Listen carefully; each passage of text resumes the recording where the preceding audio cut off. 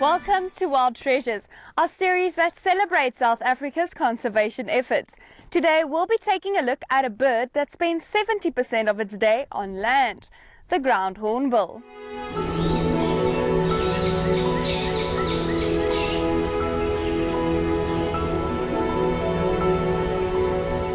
The southern ground hornbill is a bird of prey.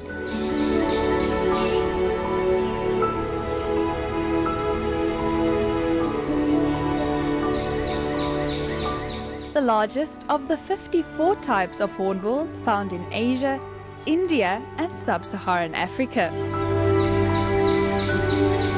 The bird is black in color with white primary feathers, which are seldomly spotted in flight.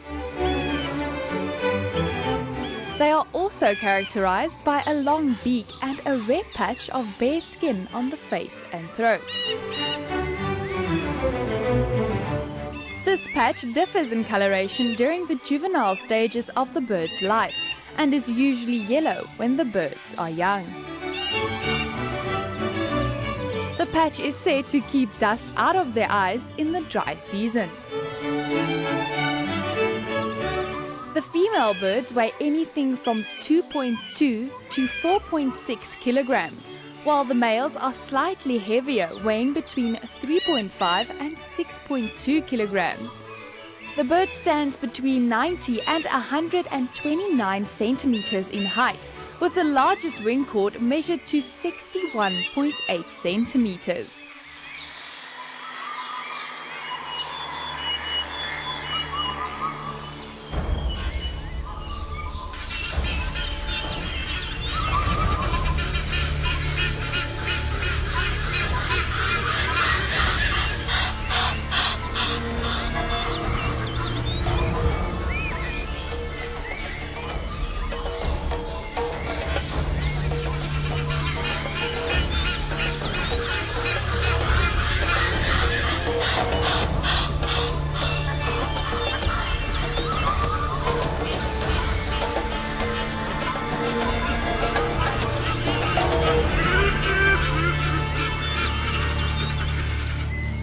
Their preferred meals include insects like termites and other small animals like frogs, snakes and hares.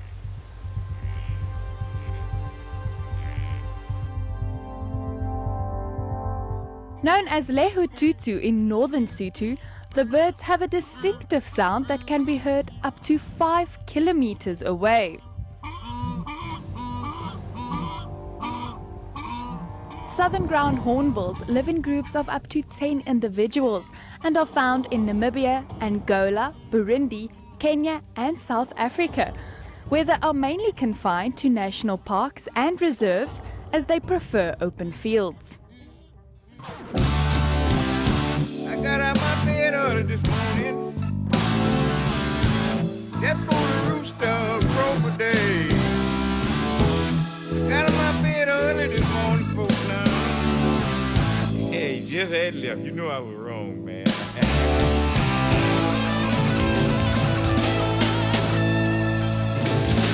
The southern ground hornbills are monogamous birds and they can pair up for anything between 30 and 40 years, unless their partner dies.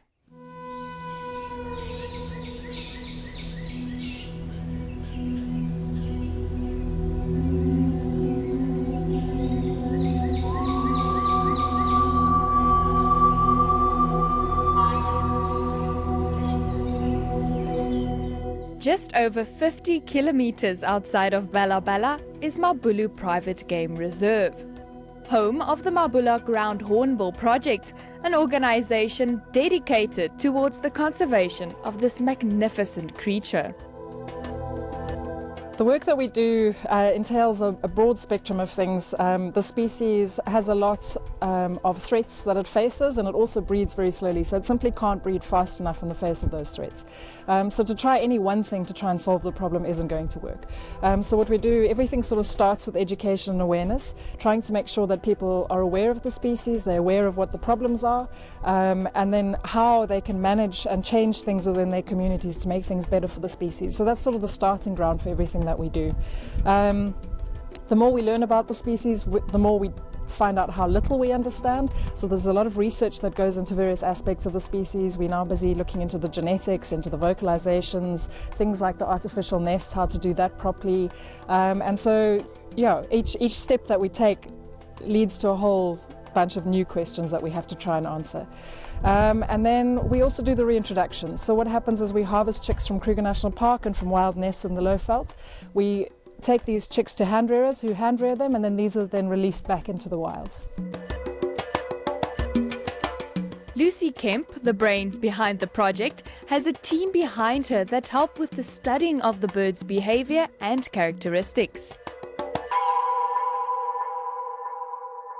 It's easy to identify a Southern Ground Hornbill when you look at the red coloration in the pouch.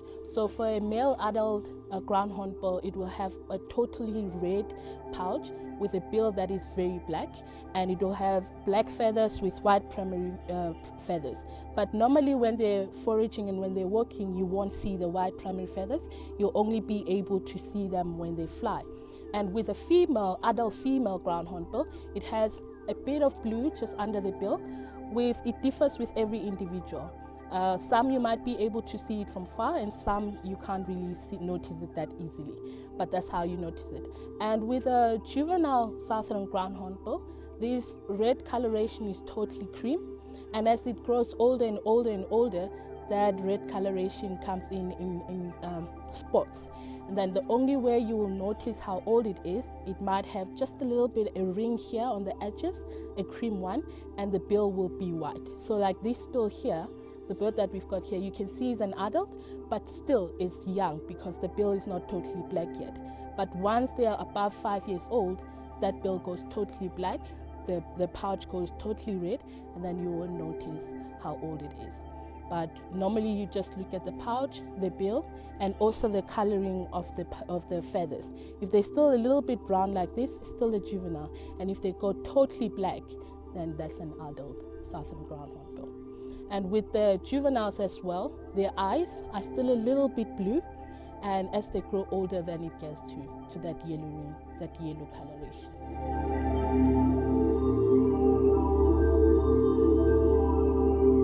Southern Ground Hornbills are in it for life when pairing with the opposite sex, and are known for their virtuous nature.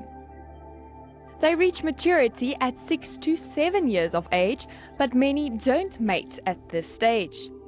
In fact, within a social group, only one dominant pair breeds, while the rest of the birds help with grooming the chicks. 2 eggs are laid in the summer, with the chicks hatching a few days apart. The first hatched chick would mostly get all the food, and the second one would starve to death. The youngsters are dependent on their parents for the first year before learning how to hunt themselves, and will leave the group a couple of years down the line.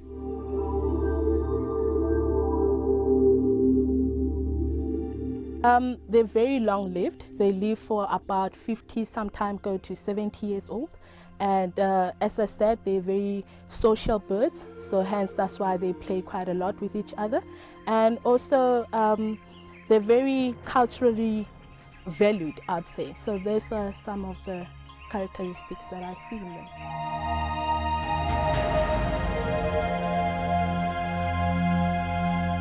Hornbills are very social in nature. This is helped by the fact that they spend most of their time on the ground as opposed to flying. They're very playful birds. I can sit there and watch them for hours. They socialize with each other. Like the group that we have here, we have a beta male that will play from when the sun goes up until it sets. And that's how they are, and that's what I love about them. With every little thing that they do, they're very playful, and you don't get tired of watching them and monitoring them. So that's my biggest one. And also, they eat a lot of snakes, and they eat a lot of rodents, so they clean up the entire system for us. They balance the system for us. If we don't have them, then we have a lot more of the snakes, a lot more of the rodents, a lot more of all the other things that a lot of people don't like, especially in the rural areas. They don't like the rodents, they don't like the snakes, they don't like the scorpions, but then the birds clean that out for them. They also play a culturally important role on the continent. Certainly for the ground hornbill in Africa, it's very culturally important, and that's throughout Africa, from southern Kenya right down to the Eastern Cape. People believe very strongly that the bird is associated with the bringing of the rains, and that it's mostly taboo to kill ground hornbills. So there's a very strong cultural significance for the species, but also they're a top order predator. So in terms of ecology and within the landscape around us, they're very important for that role within the ecology.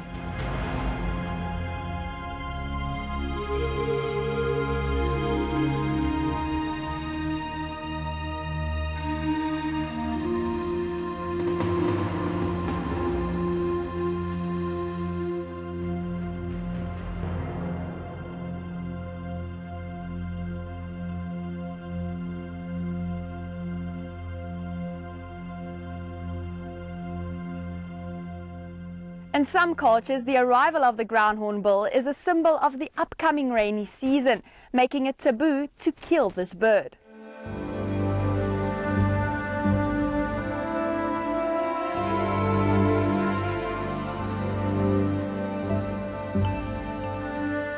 The hornbills are faced with different challenges, many of which have contributed towards their declining populations. Besides the fact that the second chick dies from starvation, another major contributing factor is habitat loss.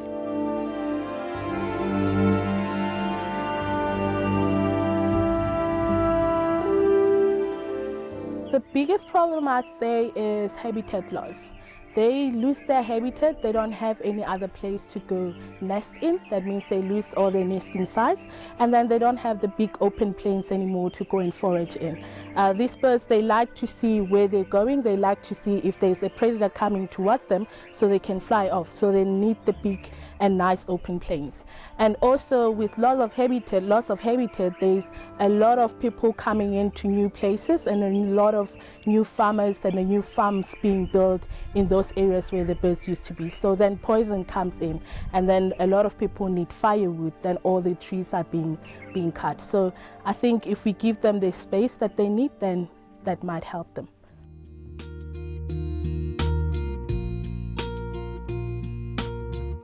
These birds have also been affected by the loss of suitable nesting trees. They prefer leadwood trees, which have an internal diameter of 40 centimeters. They are also known to nest in ebony trees, fig trees, marula trees, and baobab trees. Mostly the challenges come from people. So if you look at a map of where ground hornbills occur in South Africa, you can almost see the outline of Kruger National Park just in ground hornbill sightings. And so that indicates to us very clearly that ground hornbills are mostly threatened by human activities. So poisoning, farmers putting out bait for jackals or hyenas or whatever pest species they perceive are on their properties. Ground hornbills will come along, eat that poison bait, and then obviously die. A threat that we've discovered through our research in the last 3 years is lead poisoning. So hunters using lead ammunition, when that lead goes into the carcass of the animal that they're shooting, it actually scatters into the meat.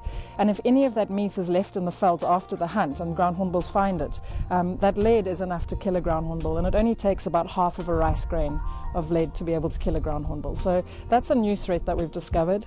Loss of nests, and hence we have to look at the provisioning of artificial nests. Persecution, ground hornbills are highly territorial, so as soon as they see the reflection in a window or a shiny surface, they want to fight the enemy, and that means they invariably go around schools and private homes breaking windows. There's a lot of expense entailed in this, and so it generally makes for very unhappy neighbours. And then we have farmers either shooting or poisoning the birds, or communities burning the nest down. So that's one of the big threats in South Africa. And then also just loss of habitat, so extensive sugarcane or timber plantations are just simply removing the habitat that they have available to them.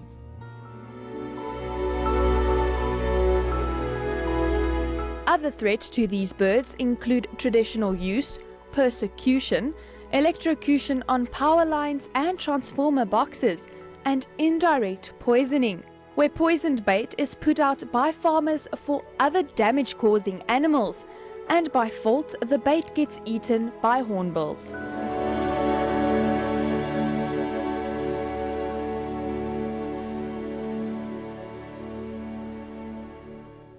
Time for us to take a break. When we return, we take a look at the ground hornbill's reproductive cycle. Stay tuned.